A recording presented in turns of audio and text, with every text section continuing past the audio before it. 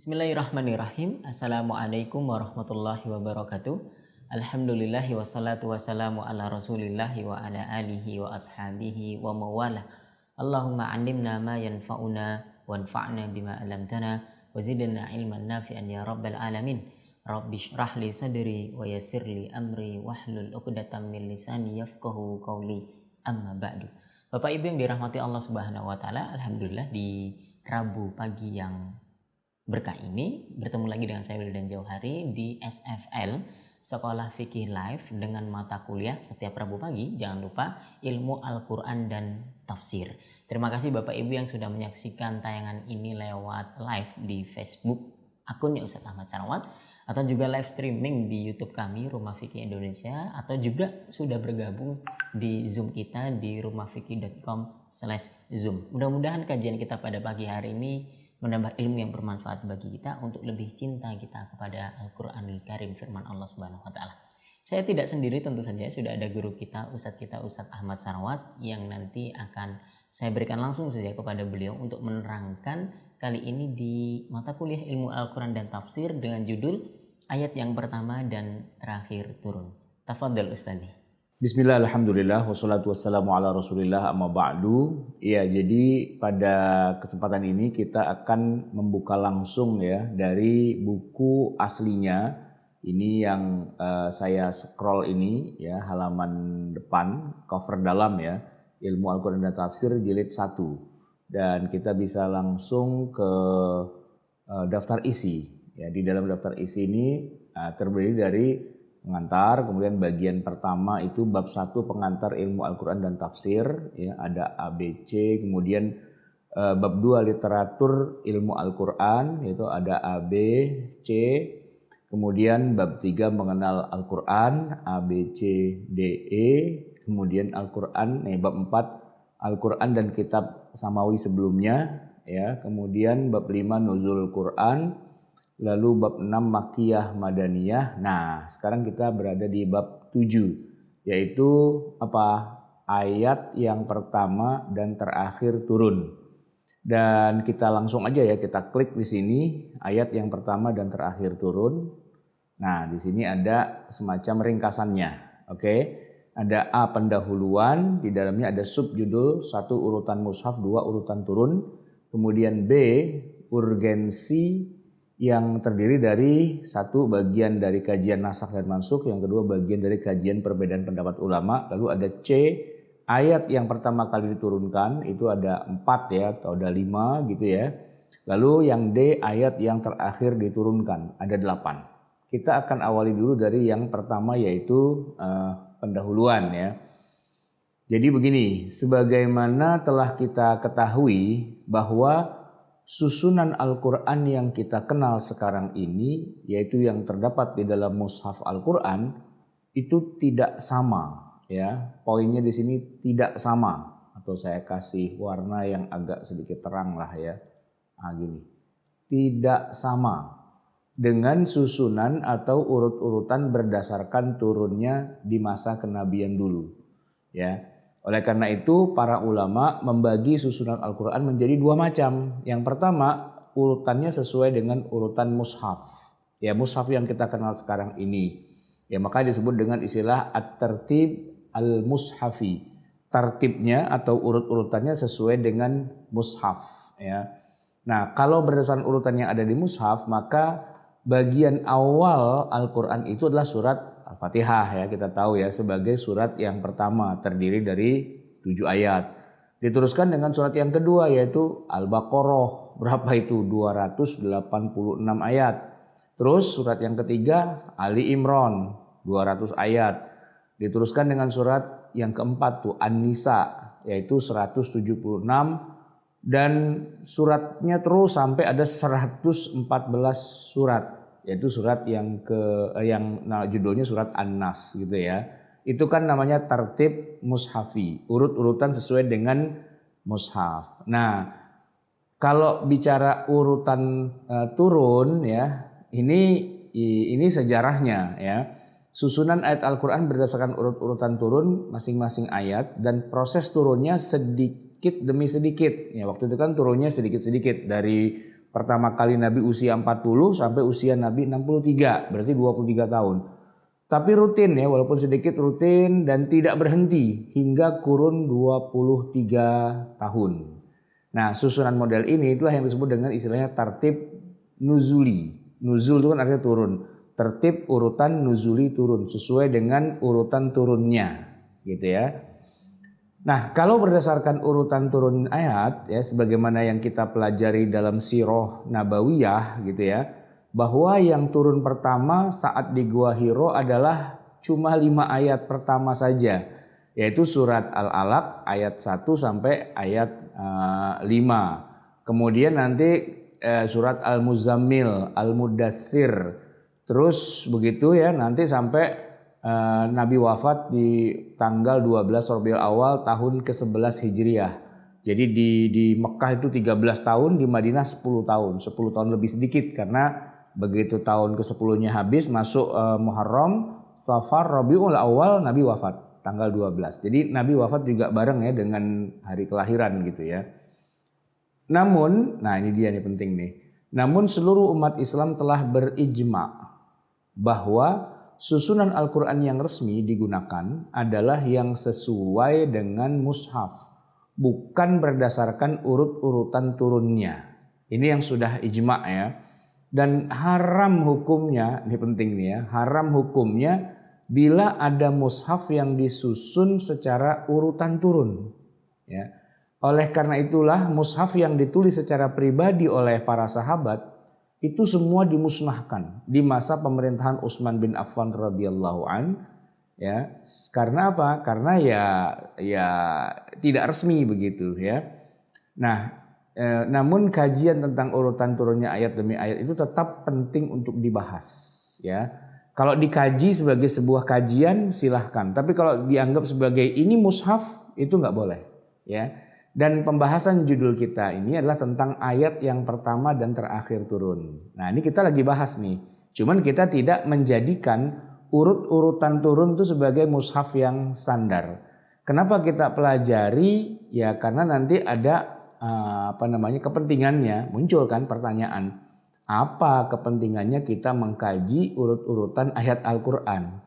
Kalau yang kita secara resmi gunakan justru adalah mushaf yang urut-urutan yang ada di mushaf. Buat apa kok kita kaji urut-urutannya? Katanya yang resmi yang mushaf. Nah, yang mushaf itu nggak sesuai dengan urutan turun. Nah, kenapa kita pelajari urutan turunnya di sini ya? Kita masuk kepada bagian yang B, yaitu urgensi. Baik. Setidaknya ada 2 masalah penting yang menjadi latar belakang mengapa kajian ini menjadi penting. Ada 2 paling tidak ya, walaupun nanti silahkan nanti kalau mau ditambahkan jadi 3, 4, 5 dan seterusnya bisa-bisa aja. Nah yang nomor 1 ya, bagian dari kajian nasakh dan mansukh. Ini menarik nih ya. Kajian terkait ayat yang pertama dan terakhir turun merupakan bagian utuh dari kajian tentang masalah nasakh dan mansukh.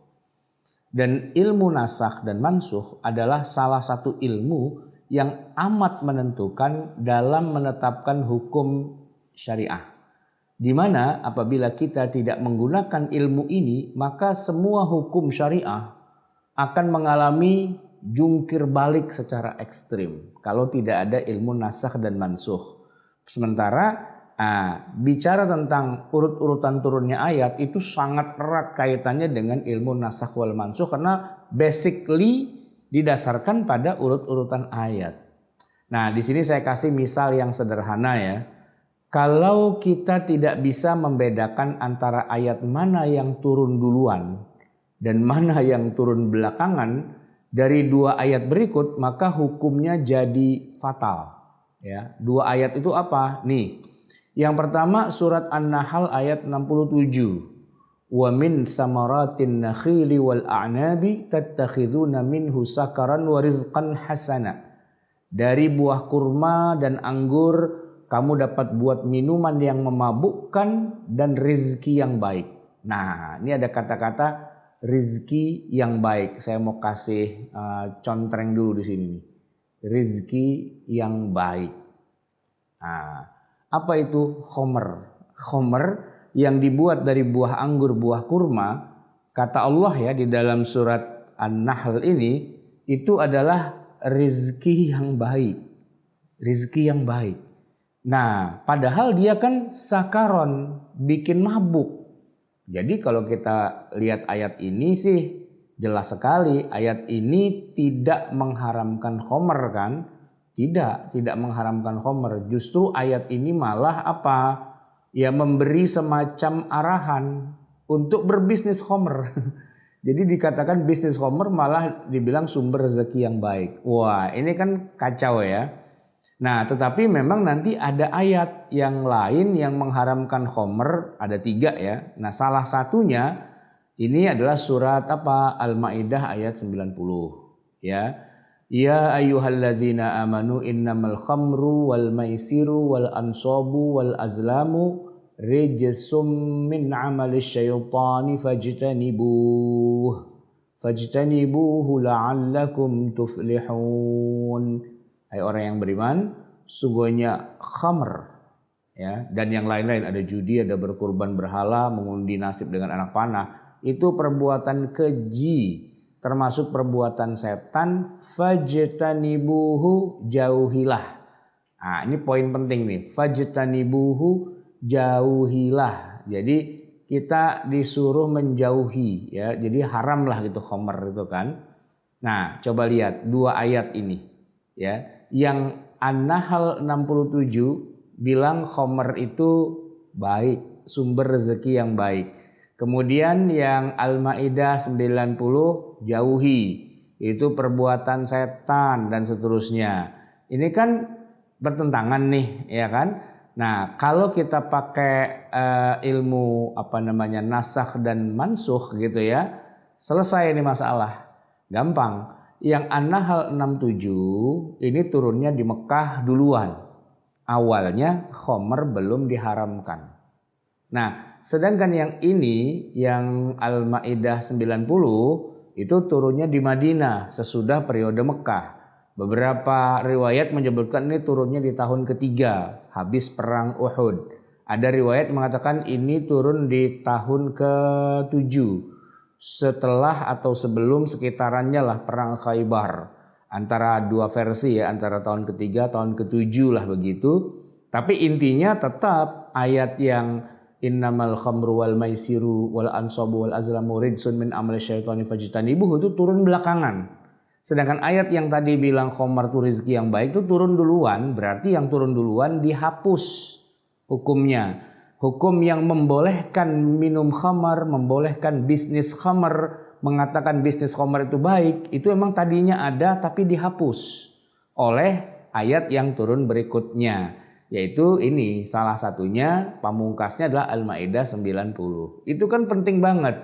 Karena kalau seorang ahli fikih, mujtahid gitu ya, dihadapkan pada 2 ayat ini dia bingung, dia nggak tahu mana yang turun duluan dan mana yang turun belakangan, kan hasilnya apa? Ya hasilnya bisa jadi kebalik ya. Dia bilang ini yang Al-Maidah 90 turun duluan.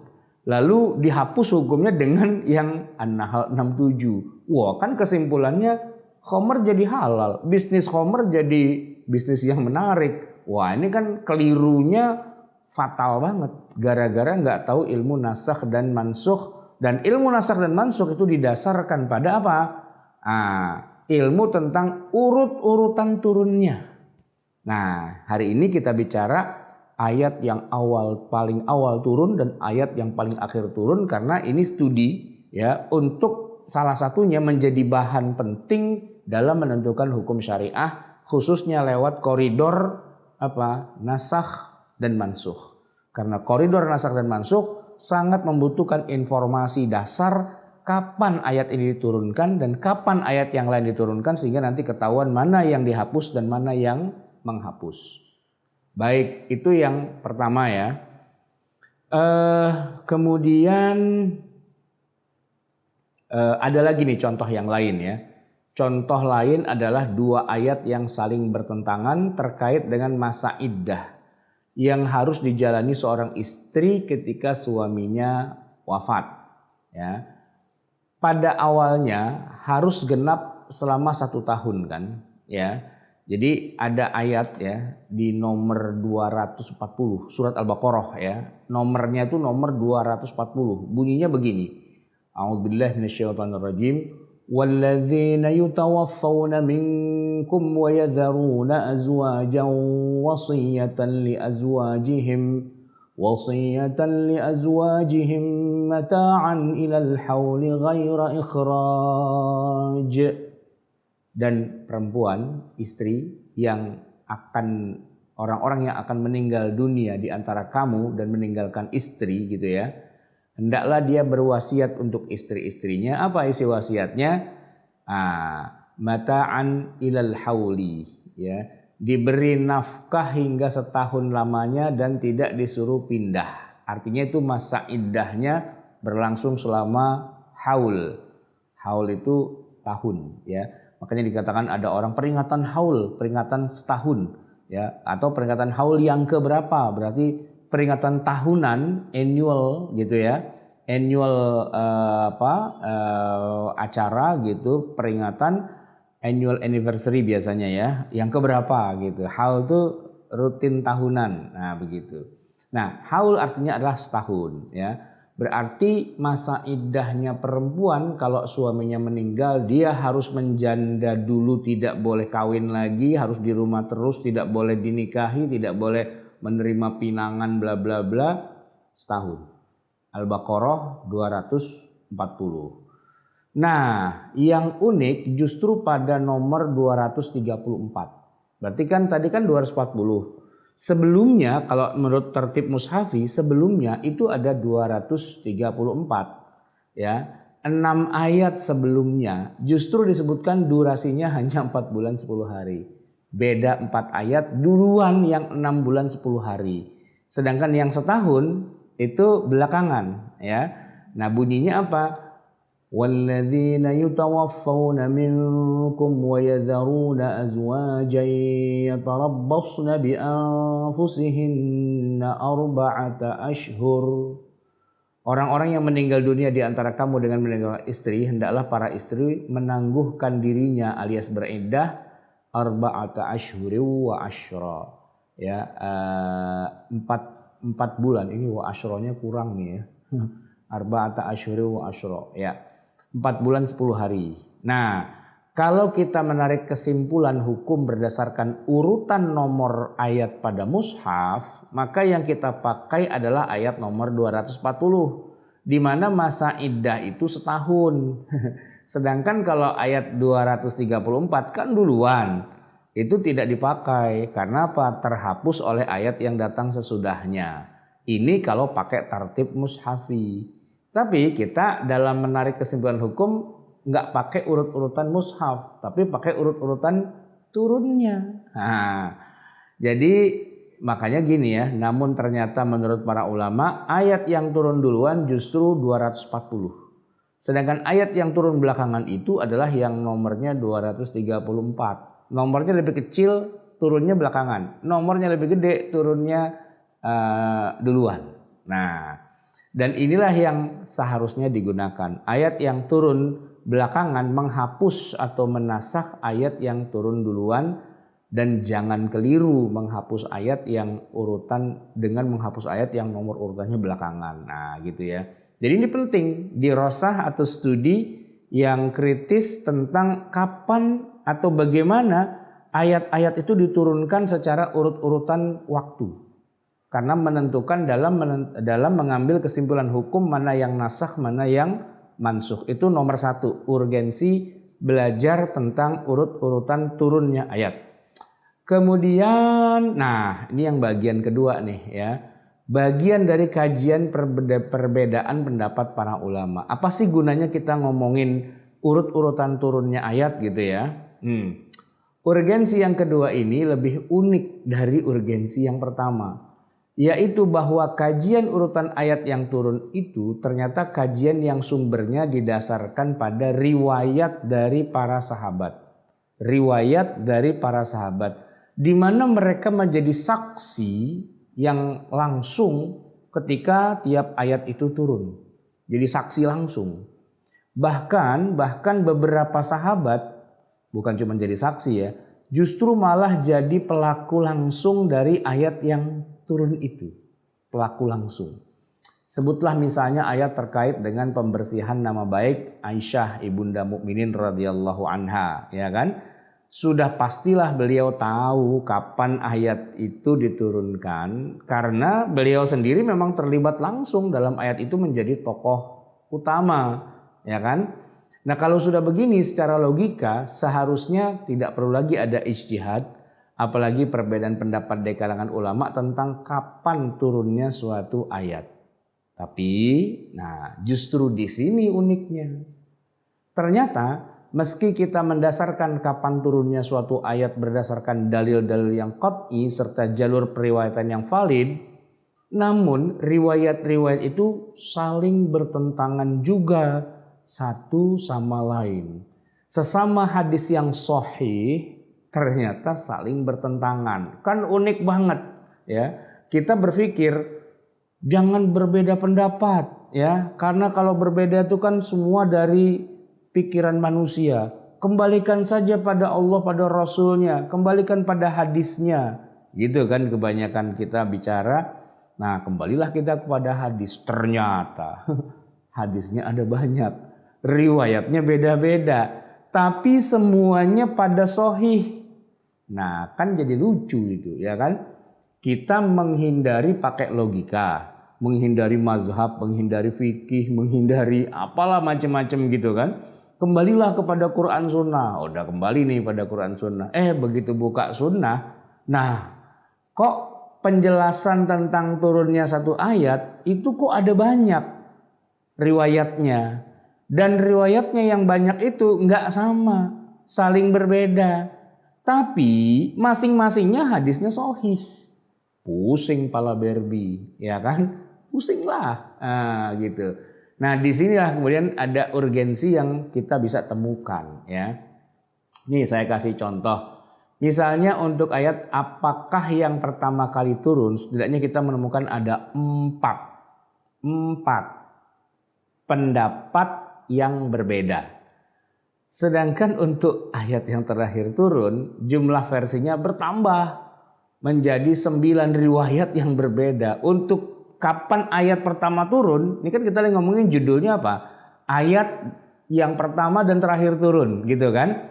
Apa? Ya kalau yang umum sih masyhur di kita ayat pertama Iqra, ayat terakhir Al Yauma Akmaltu kan gitu ya. Tapi ternyata itu bukan satu-satunya riwayat. Ada riwayat yang lain yang sahih juga, di mana untuk turunnya ada 4 versi dengan 4 ayat yang berbeda pastinya.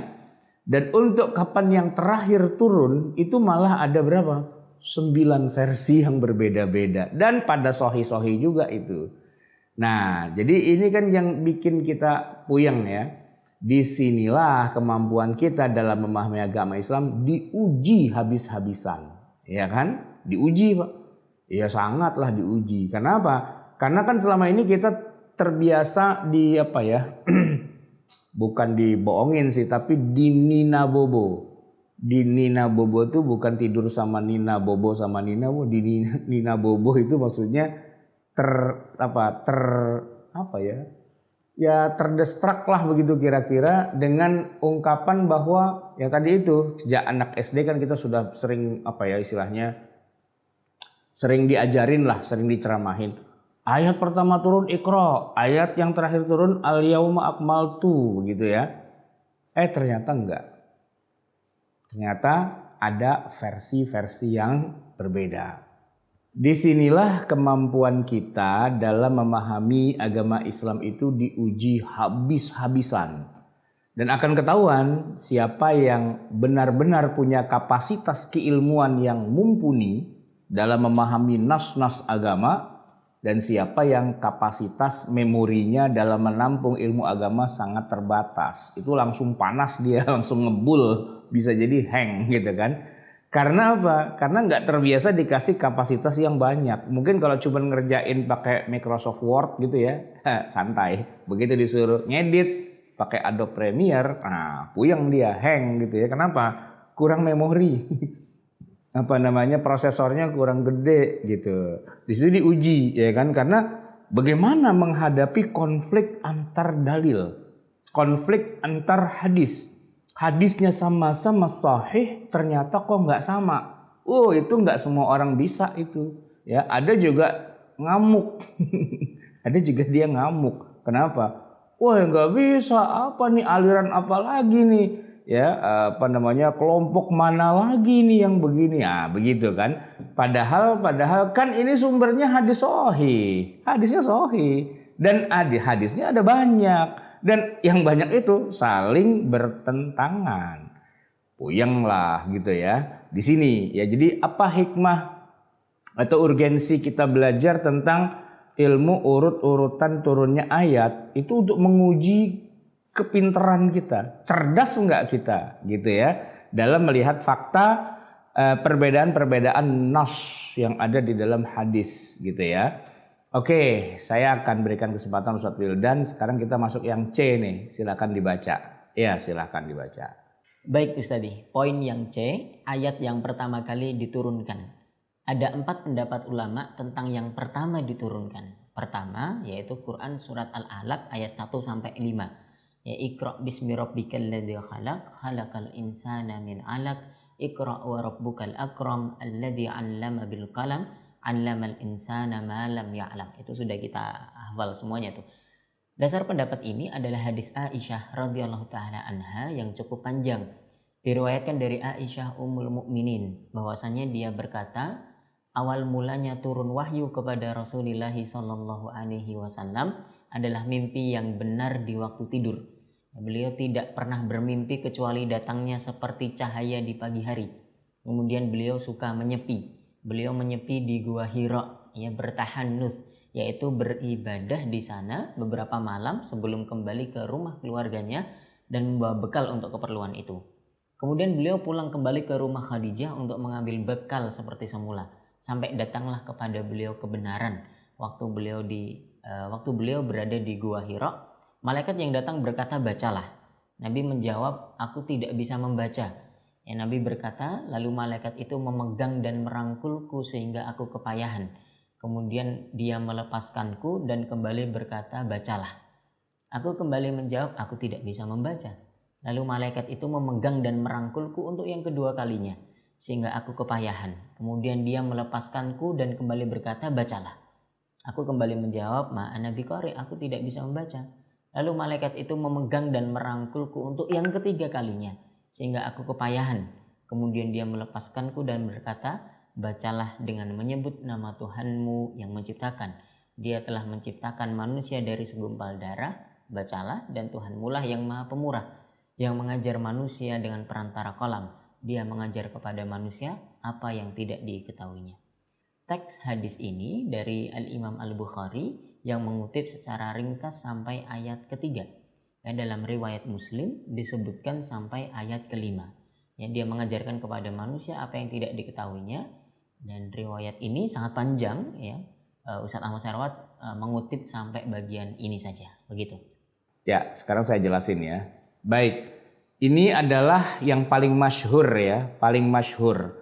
Jadi Iqra bismi rabbikal ladzi khalaq sampai alamal insana malam ya'lam itu kan ada 5 ayat. Itu memang yang paling masyhur, hadisnya tadi sudah dibaca sama Ustadz Wildan, yaitu hadis Aisyah radhiyallahu anha yang panjang gitu ya.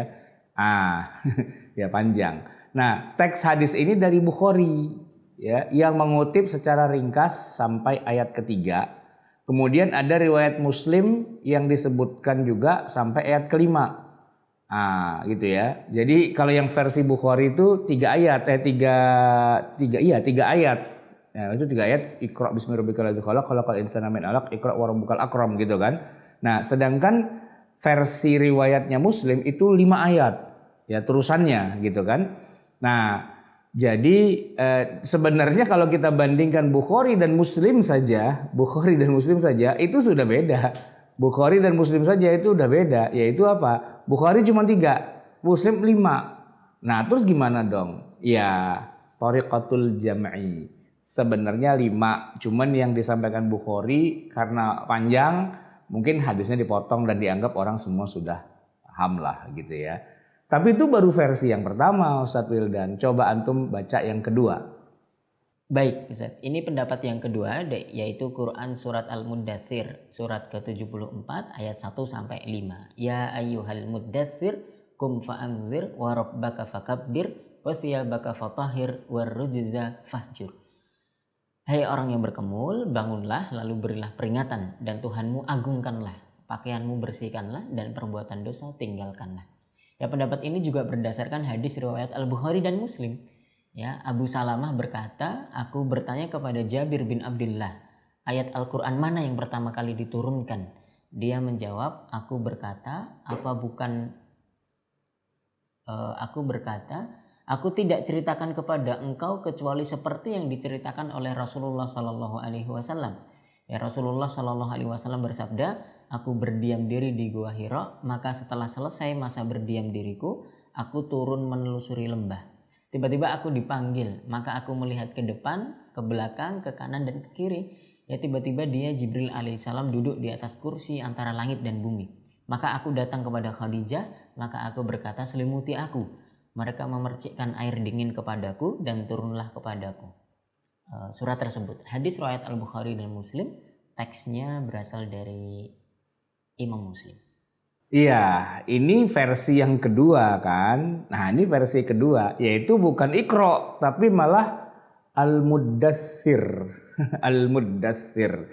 Ya, surat ke-74 ayat 1 sampai 5. Ya ayyuhal muddathir qum fa'anzir wa rabbaka fakabbir wa thiyabaka fatahhir warrujza fahjur dan seterusnya ya, wala tamnun tastaksir dan sebagainya. Nah ini kan juga unik ya, bayangin coba.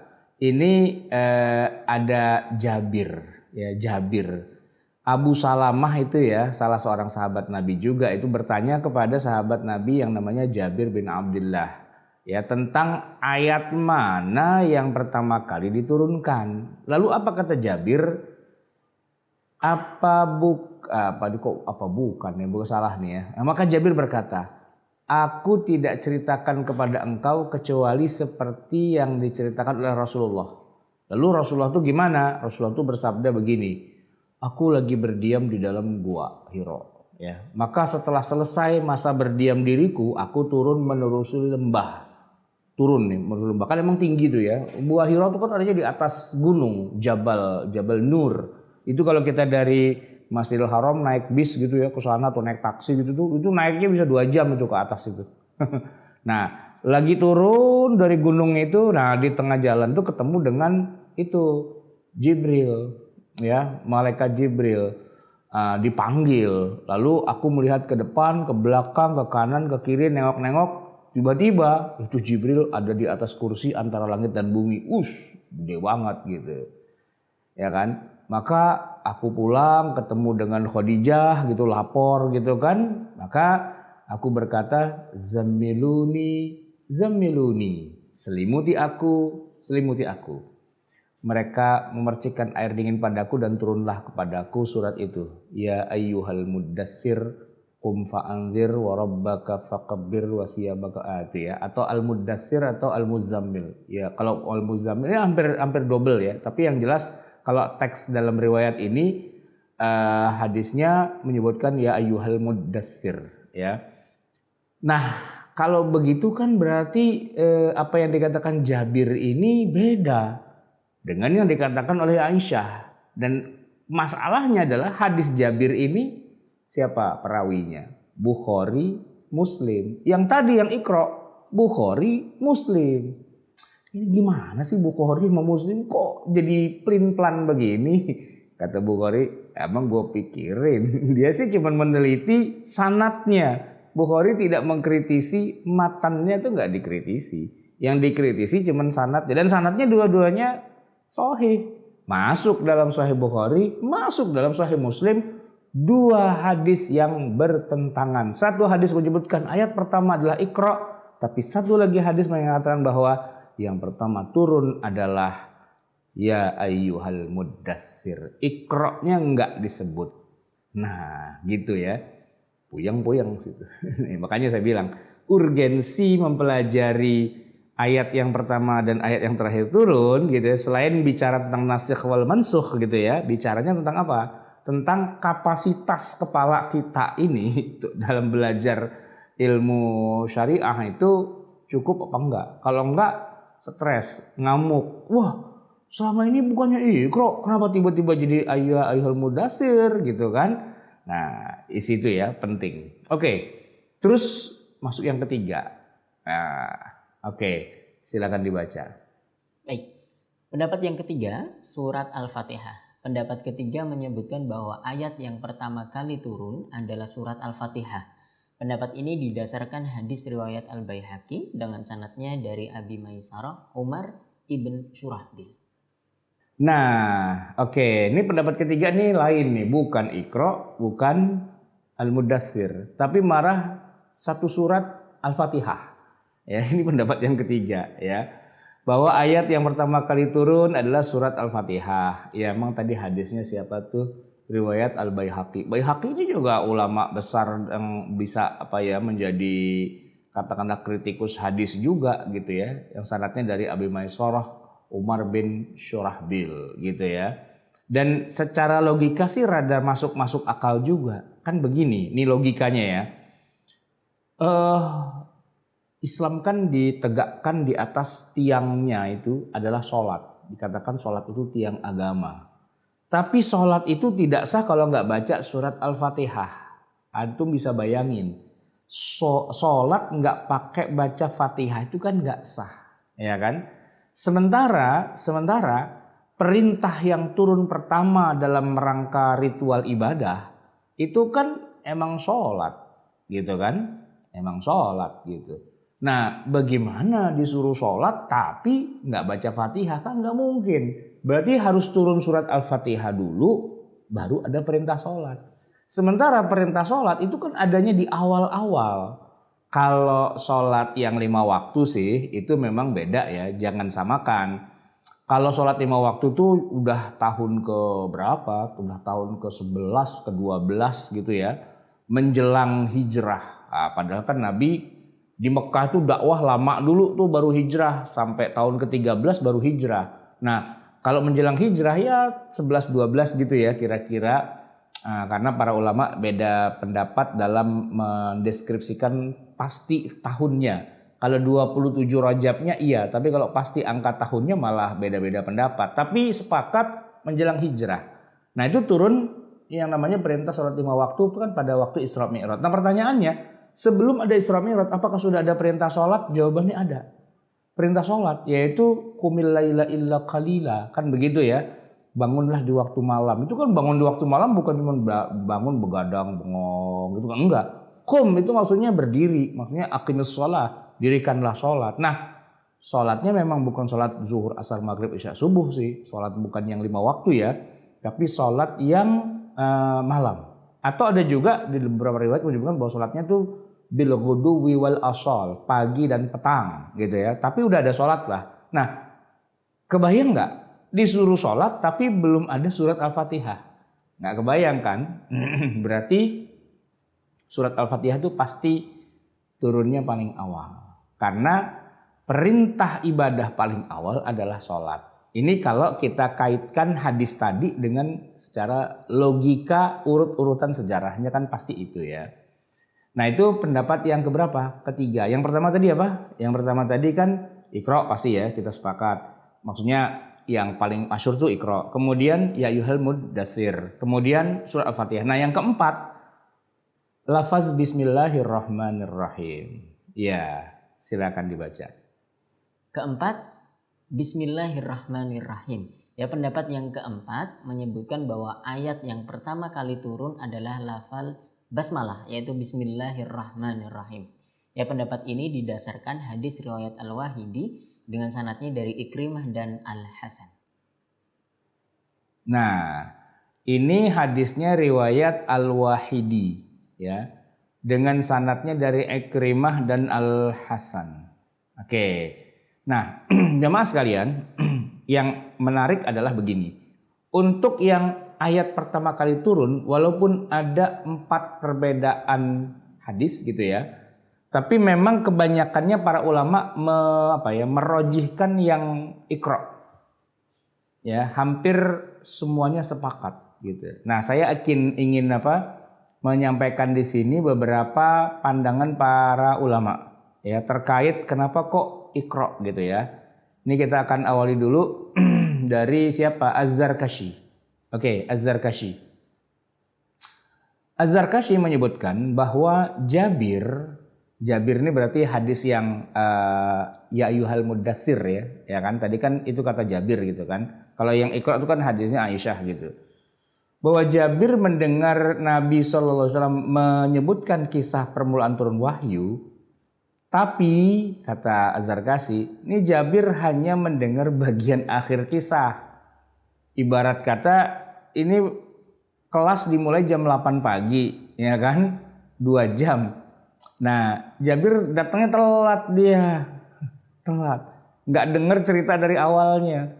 Tahu-tahu udah bagian yang Nabi udah turun ketemu dengan Jibril begini-begini, yang pas Iqra-nya tadi dia belum datang gitu kata Az-Zarkashi. Dia hanya mendengar bagian akhir dan tidak mendengar awalnya, sehingga mengira itulah ayat yang diturunkan pertama, padahal bukan. Ya, ini menurut analisanya Az-Zarkashi gitu ya.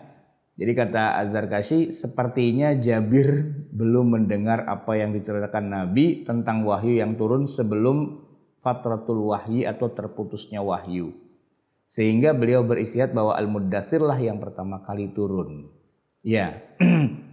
Jadi memang kan disebut-sebut itu ada masa fatrah ya. Ada masa fatrah itu apa sih fatrah? Kekosongan. Maksudnya kekosongan tuh gini. Maksudnya kekosongan tuh gini. Jadi disebutkan bahwa setelah Nabi Shallallahu Alaihi Wasallam itu menerima wahyu yang 5 ayat doang pertama kali di Gua Hira itu, sampai kepada turun lagi ayat berikutnya yaitu Al-Muzammil atau Al-Muddatsir itu ya, itu ternyata waktunya agak panjang. Waktunya agak panjang. Makanya disebut dengan istilah fatrah atau masa atau durasi terputusnya wahyu. Jadi cuman sekali gitu turun, udah gitu gak turun-turun lagi. Nah, nanti ada banyak khilafiyah tuh berapa lama gak turunnya. Ada yang bilang 6 bulan, ada yang bilang 2 tahun, apa segala macam gitu. Sehingga karena ini fatrahnya agak panjang gitu kan, wajar-wajar saja gitu kalau begitu turun lagi. Banyak orang yang menganggap yang pas turun yang kedua itulah, itu malah dianggap yang pertama. Padahal sudah ada yang pertama sebelumnya, cuman dia kagak ngikutin waktu itu. Ini menurut analisa Az-Zarkashi terhadap hadisnya Jabir yang mengatakan bahwa pertama kali turun wahyu itu adalah ya ayyuhal muddatsir. Dia belum datang waktu itu, dia nggak ngikutin ceritanya, kata Az-Zarkashi. Nah, kita juga bisa melihat analisa dari Dr. Manna Al-Qattan ya. Manna Al-Qattan ini kan terkenal ya kitabnya itu Mabahits fi Ulumil Quran. Siapa saja anak santri yang baru melek ilmu Al-Quran pasti bacanya itu Mabahits fi Ulumil Qurannya Syekh Manna Al-Qattan. Ya, beliau ini dosen Ulumul Quran di Jamiah Islamiyah Jamiatul Imam Muhammad Ibn Saud Kerajaan Saudi Arabia, Lipia Pusat gitu ya. Nah, pertanyaan kepada Jabir itu mengenai surat yang pertama kali diturunkan secara lengkap. Nah, kalau kata Manna Al-Qattan, bukannya Jabirnya ini nggak ikut yang pertama sih, bukan. Tapi maksudnya adalah Jabir cerita itu yang pertama kali turun Al-Muddatsir dalam pemahaman bahwa itulah surat yang turun sekaligus lengkap dari awal ayat pertama sampai akhir ayat itu. Turun sebanyak itu. Satu surat. Sedangkan kalau yang Iqra itu kan cuma dicomot aja 5 ayat pertamanya. Sedangkan ayat berikutnya itu udah entar kapan-kapan turunnya itu ya. Jadi kalau menurut Syekh Manna Al-Qattan hadis Jabir itu sahih, tapi cara kita memahami matannya atau kritik matannya bukan mengatakan bahwa Jabir itu kuper gitu ya, nggak punya nggak punya informasi, bukan. Tapi maksudnya ketika ditanya surat apa yang turun, maksudnya surat secara full. Gitu. Oke. Hal yang demikian ini juga diperkuat oleh hadis Abu Salamah dari Jabir yang juga terdapat dalam Sahih Bukhari dan Muslim seperti bawah ini. Ini hadisnya ya. Dari Jabir bin Abdullah radhiyallahu an, dia berkata, aku telah mendengar Nabi SAW ketika beliau berbicara mengenai terputusnya wahyu, maka katanya dalam pembicaraan itu, ketika aku berjalan aku mendengar suara dari langit. Lalu aku angkat kepalaku, tiba-tiba aku melihat malaikat yang mendatangi aku di Gua Hira itu duduk di atas kursi antara langit dan bumi. Lalu aku pulang dan aku katakan selimuti aku, mereka pun menyelimuti aku. Lalu Allah menurunkan ayat itu, ya kan? Nah, jadi hadis ini menunjukkan bahwa kisah tersebut lebih kemudian lebih bercerita tentang kisah itu daripada kisah Gua Hira. Memang lebih kepada bicara fatrah gitu. Jadi ditanya tentang fatrah itu bagaimana? Bukan tentang ayat turun pertama gitu ya. Nah, atau Al-Muddatsir itu adalah surat pertama yang diturunkan setelah berhentinya wahyu ya. Surat yang utuh atau pokoknya surat pertama setelah berhentinya wahyu begitu. Nah, Jabir hanya beristihad bahwa surat Al-Muddatsir lah yang pertama turun, akan tapi riwayat Aisyah lebih mendahuluinya. Jadi ayat pertama turun secara mutlak adalah surat Al-Alaq 1 sampai 5. Sedangkan Al-Muddatsir adalah surat yang pertama yang turun setelah lengkap atau surat pertama turun setelah terputusnya wahyu. Itu kira-kira thariqatul jam'i untuk menggabungkan antara kedua dalil itu. Nah, kemudian nanti juga ada Al-Qadhi Abu Bakar ya. Qadhi Abu Bakar ini dalam kitab Intisar itu sebagaimana dikutip oleh Az-Zarkashi ya, mengatakan bahwa hadis munqati sehingga tidak dapat diterima. Ini maksudnya terkait dengan yang itu ya, yang mengatakan bahwa ayat yang turun pertama itu adalah surat Al-Fatihah gitu ya. Itu dikatakan bahwa itu hadisnya munqati itu. Ya, munqati itu berarti nggak nyambung lah.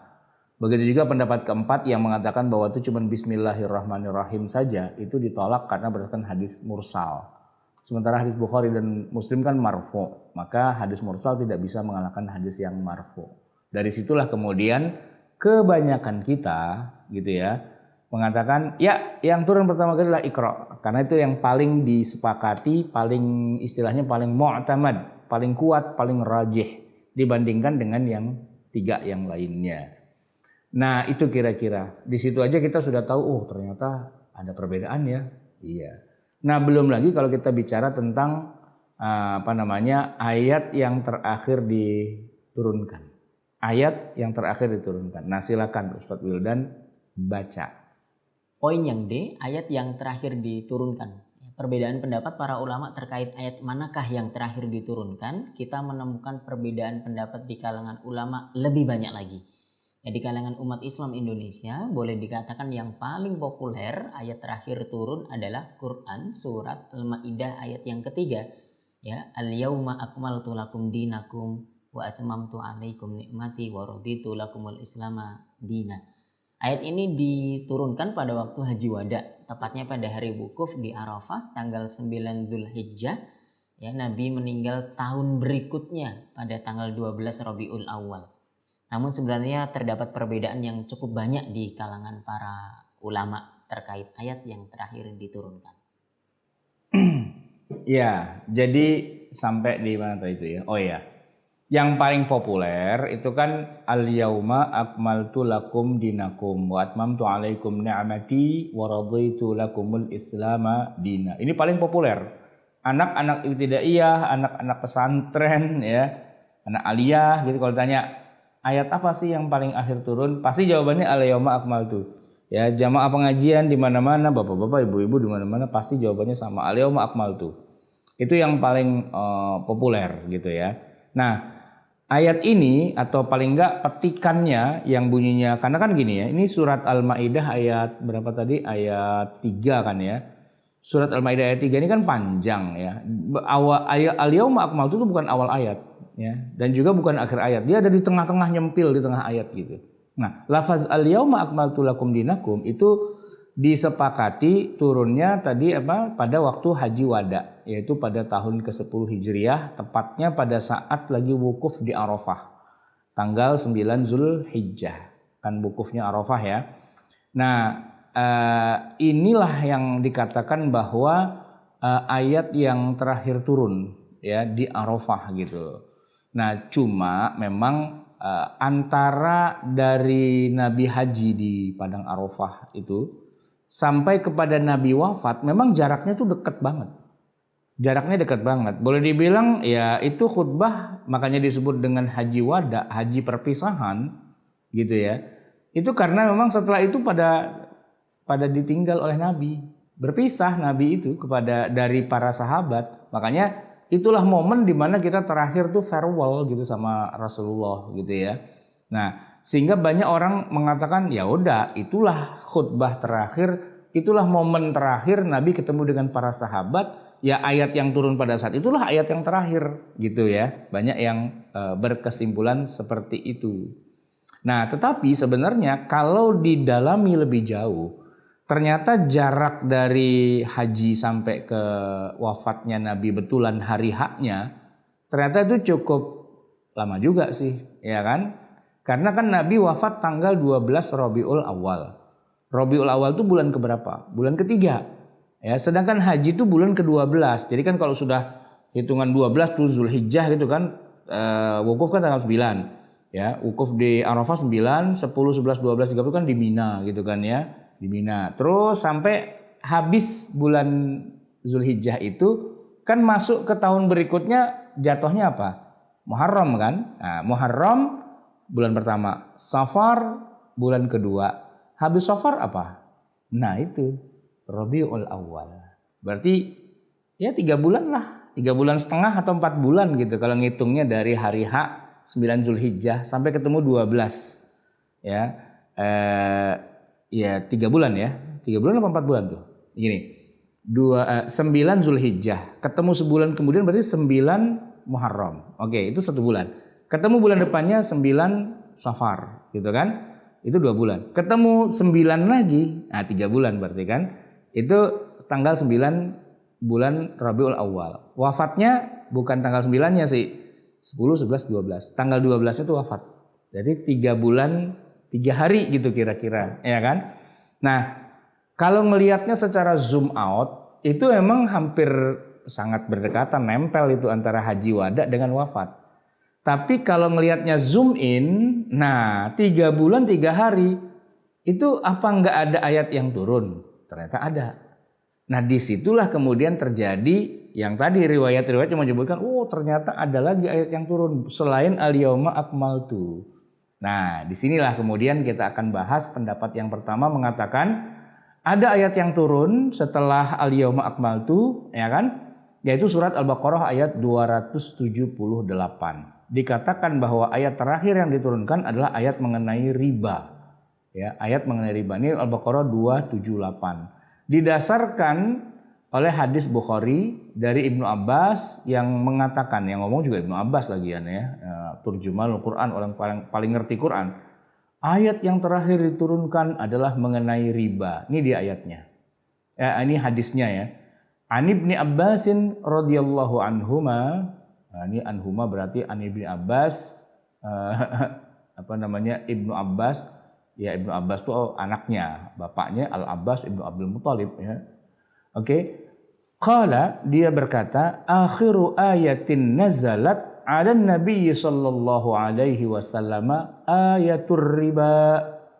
Ayat yang turun terakhir kepada Nabi Muhammad sallallahu alaihi wasallam itu adalah ayat tentang riba.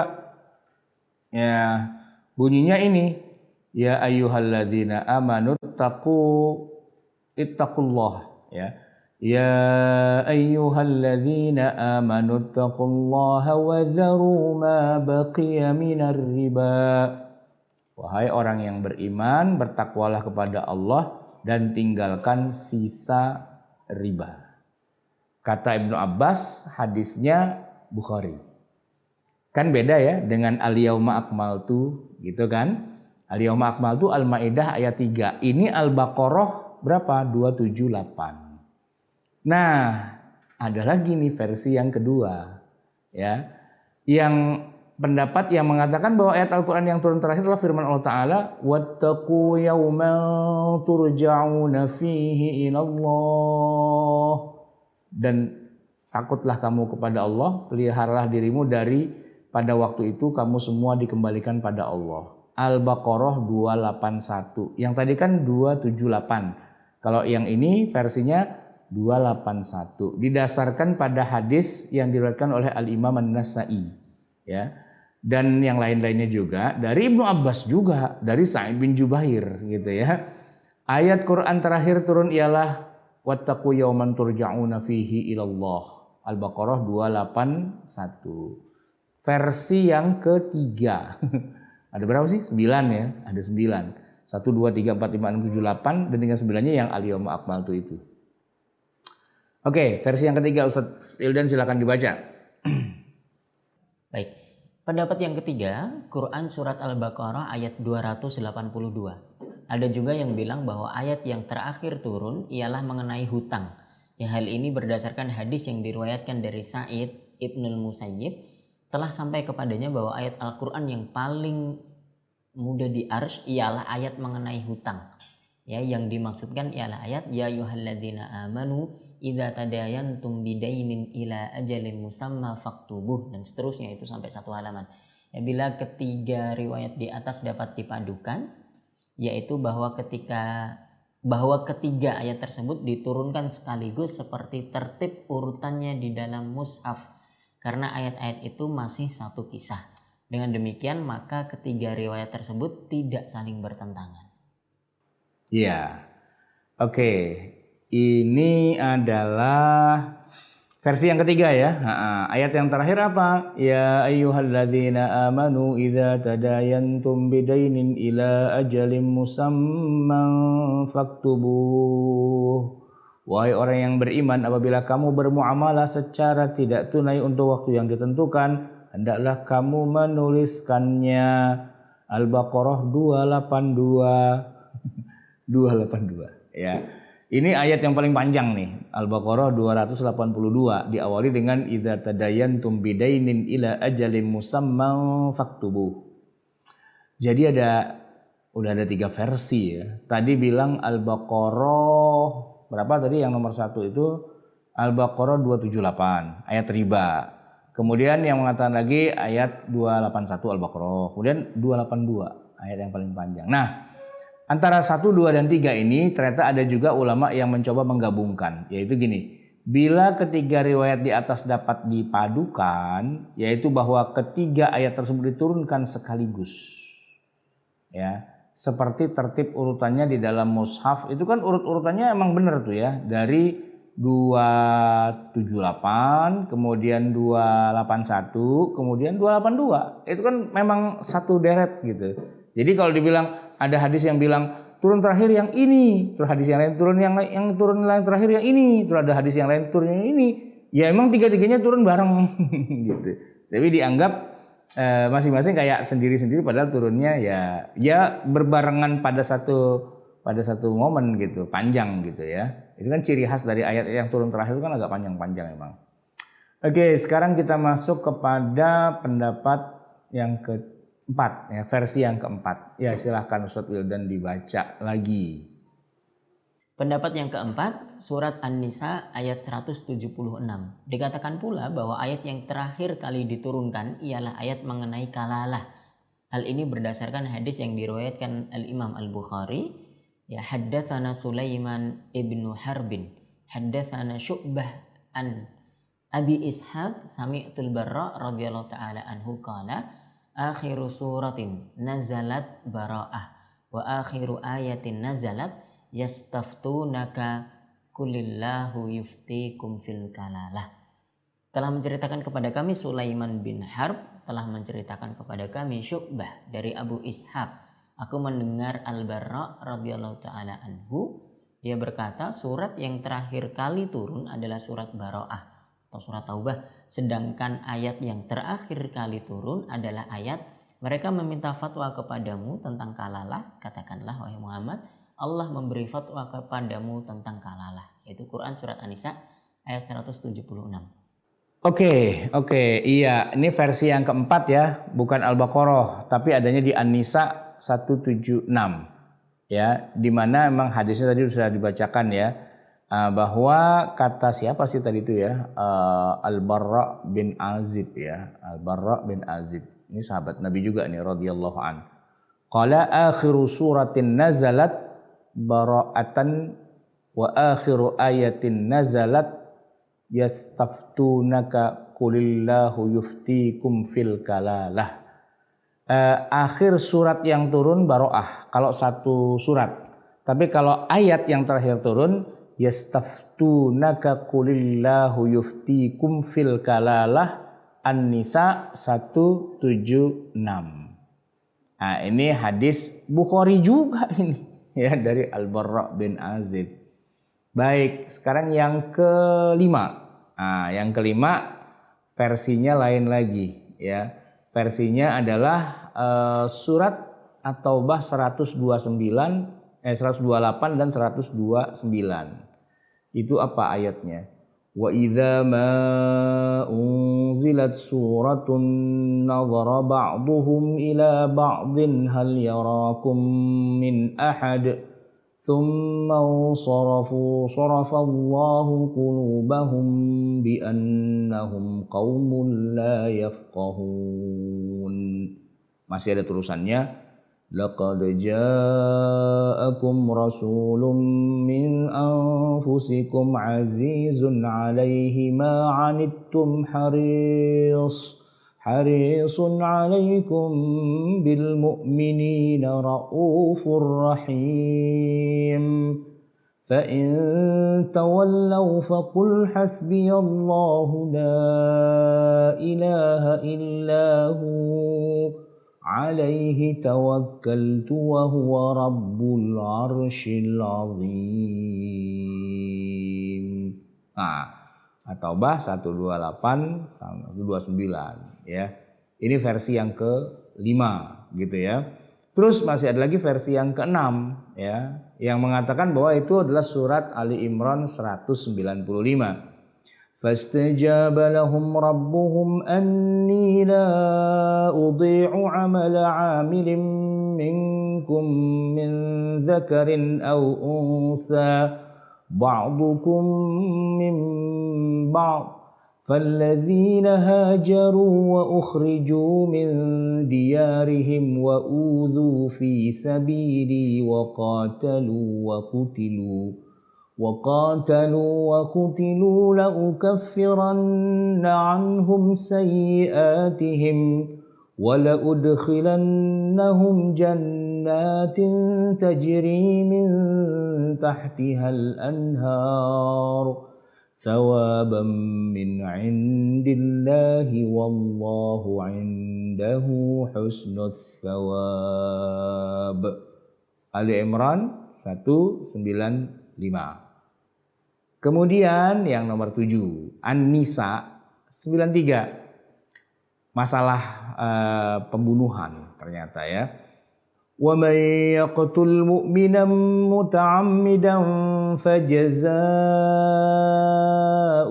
jahannam khalidan fiha wa ghadiballahu 'alaihi wa la'anahu wa a'adda lahu 'adzaban 'azima. Dosa yang dilakukan anak Adam pertama kali adalah dosa pembunuhan. Di muka bumi dosa pertama itu membunuh.